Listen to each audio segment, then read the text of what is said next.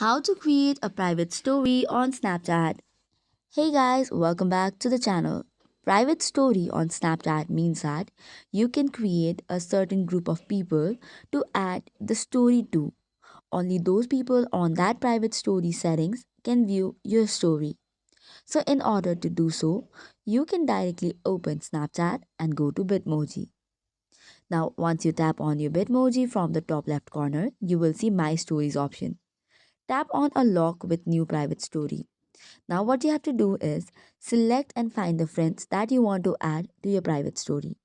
Just find them by the username and then tap on them to add it to the group.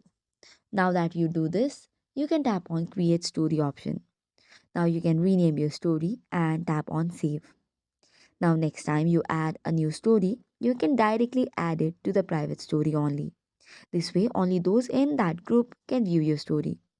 To change the settings of private story, tap on the three dots right next to the private story option.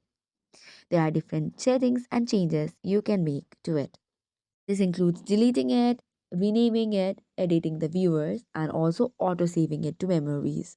So this is all for today's video. For more such contents, do not forget to hit the like and subscribe button. Thank you and keep watching.